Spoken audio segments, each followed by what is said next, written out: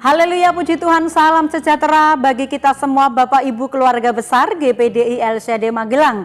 Kita kembali jumpa dalam Renungan 79 hari ini.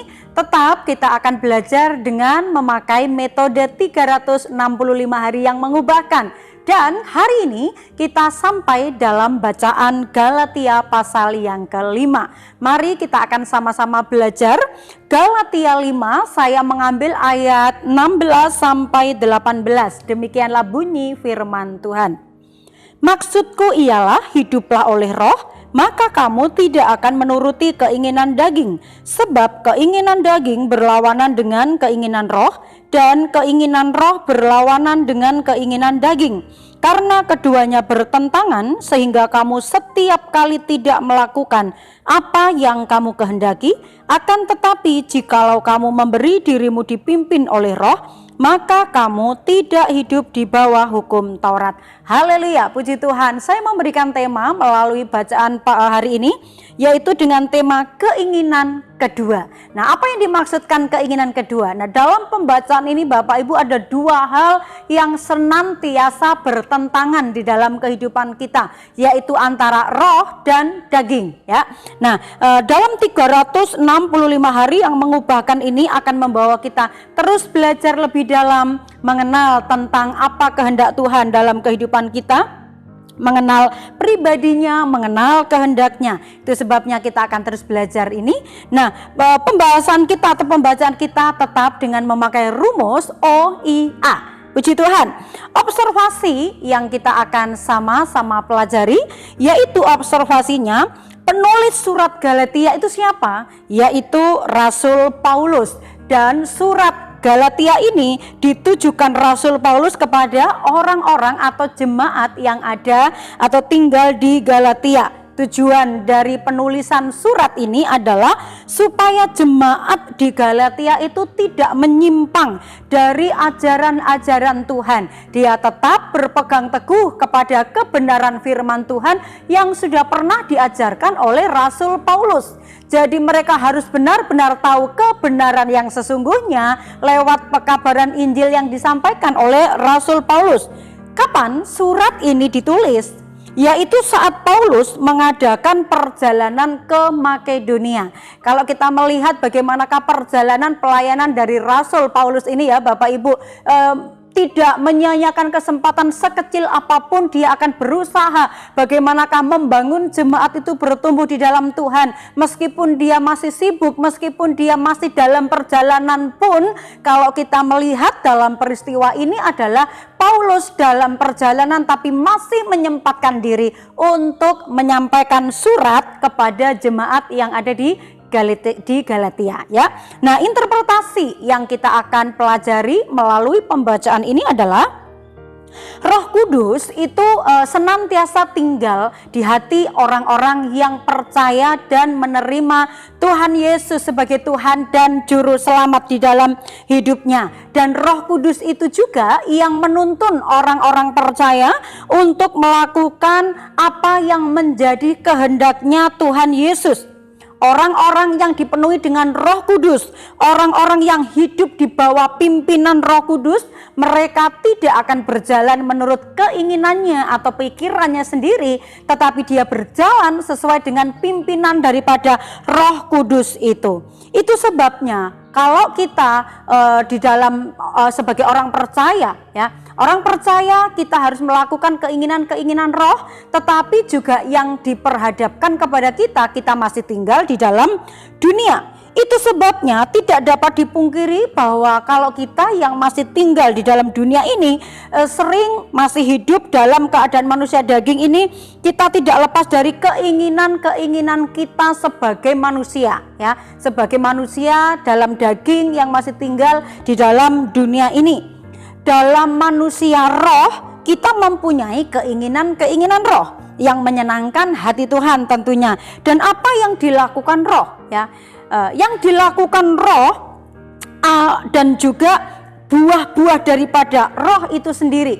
Kalau di dalam pembacaan tadi Galatia 5 ayat 22 sampai 23. Apa yang dikerjakan roh? di dalam diri kita itu akan menggerakkan kita untuk melakukan keinginan roh itu sendiri, supaya hidup kita sebagai orang yang percaya memiliki Roh Kudus, hidupnya juga dipimpin oleh Roh Kudus dan melakukan buah-buahnya roh itu sendiri ya.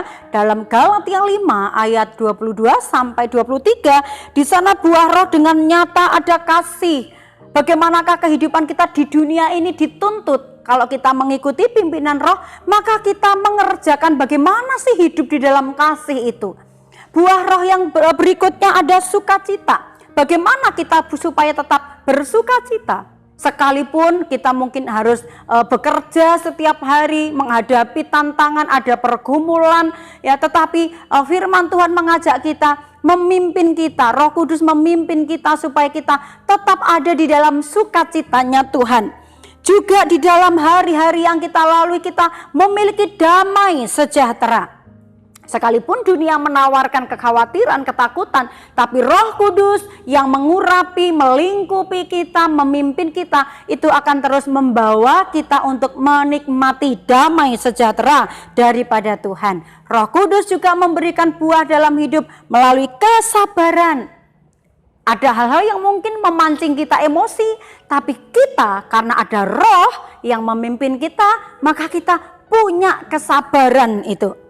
Kemurahan, kebaikan, kita berbuat baik itu karena Roh Kudus yang memberikan buah di dalam hidup kita, sehingga kita dapat melakukan kebaikan kepada orang lain. Kesetiaan dalam kita mengiring akan Tuhan, maka itu juga diberikan oleh roh di dalam hidup kita. Kelemah lembutan, penguasaan diri, ini adalah menjadi keinginan utama secara rohani kita. Bagaimana hari-hari kita mau menyenangkan Tuhan, maka kita harus mengikuti pimpinan daripada Roh Kudus itu ya. Namun waktu kita masih tinggal di dunia ini, karena kita masih tinggal di dunia, seringkali keinginan kedua itu mengalahkan keinginan utama. Keinginan utama dalam rohani kita adalah menyenangkan hati Tuhan, di mana roh itu yang memberikan buah-buahnya di dalam kehidupan kita.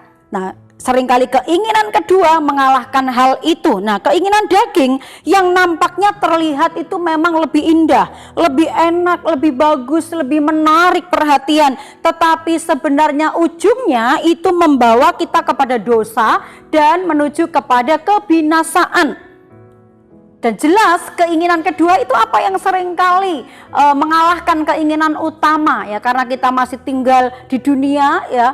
Sehingga yang lebih besar yang muncul di dalam hati kita, pikiran kita itu adalah seringkali keinginan kedua, yaitu apa? Keinginan daging. Galatia 5 ayat 19 sampai 21. Apa keinginan daging yang seringkali lebih kuat muncul di dalam pikiran ya?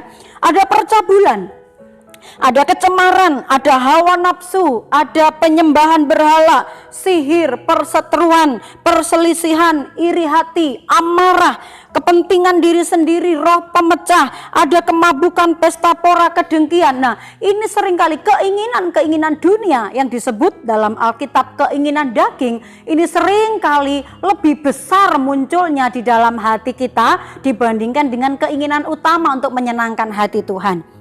Nah, akibatnya orang-orang yang menuruti keinginan kedua atau keinginan daging tadi, dikatakan dalam Galatia 5 ayat 21b, di sana dikatakan bahwa barang siapa melakukan hal-hal yang demikian, ia tidak akan mendapat bagian dalam kerajaan Allah.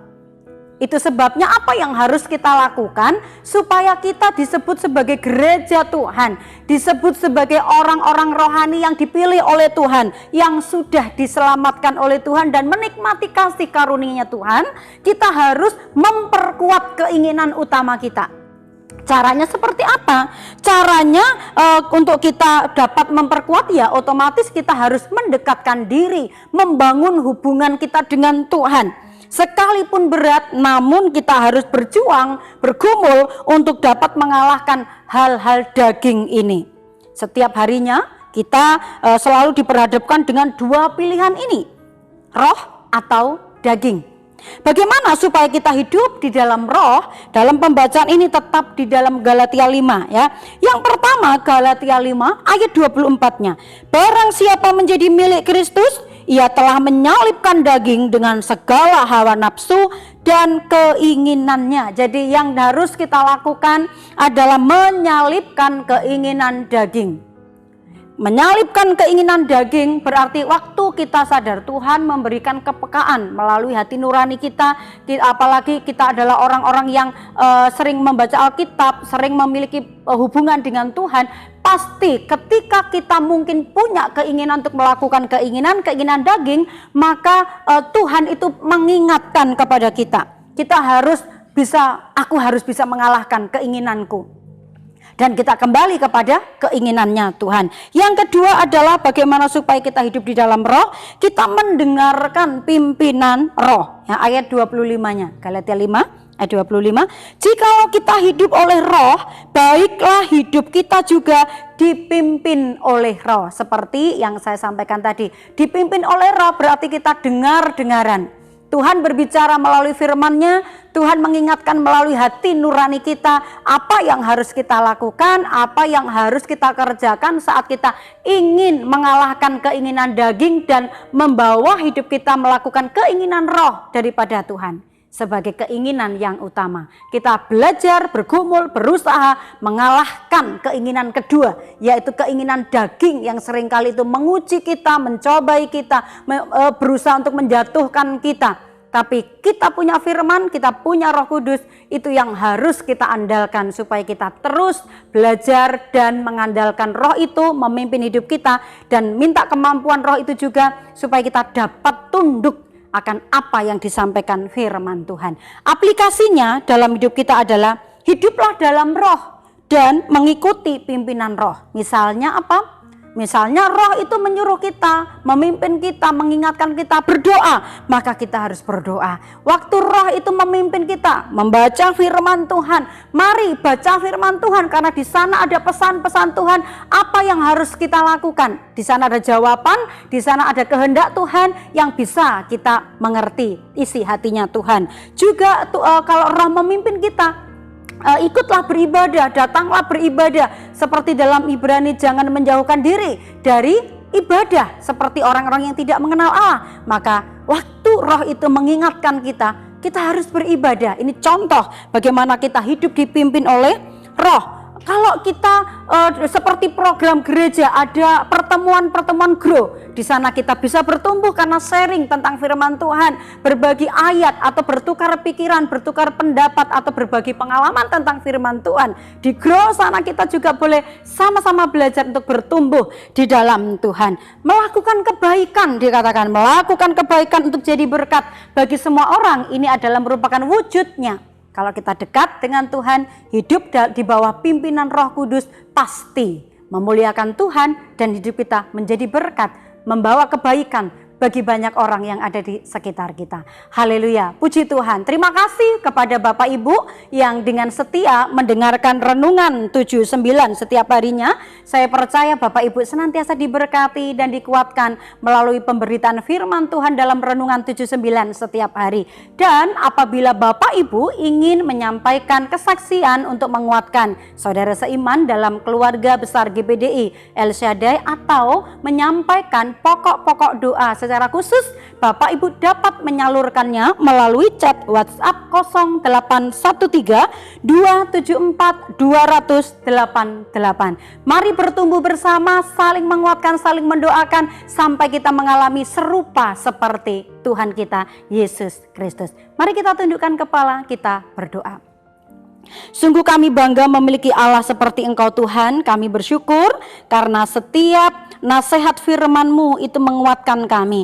Nasihat firman-Mu membawa kami untuk semakin belajar dan mengenal apa kehendak Tuhan di dalam setiap kehidupan kami. Berkati umat-umat-Mu untuk kami dapat mengalahkan keinginan-keinginan daging, dan kami menghidupkan kerinduan yang lebih dalam untuk melakukan keinginan utama, yaitu kami menyenangkan hati Tuhan, mengasihi Tuhan, untuk kami hidup di dalam pimpinan Roh-Mu ya Bapa. Terima kasih Tuhan, kami percaya kekuatan Allah menyertai kami melalui pimpinan daripada kuasa Roh Kudus. Terpujilah Engkau Tuhan yang melakukan perbuatan yang ajaib. Terpujilah kiranya nama-Mu yang mulia selama-lamanya, dan kiranya kemuliaan-Mu memenuhi seluruh bumi. Terima kasih, kami bersyukur menyambut firman-Mu ini dengan sukacita dalam nama Tuhan Yesus Kristus. Haleluya. Amin.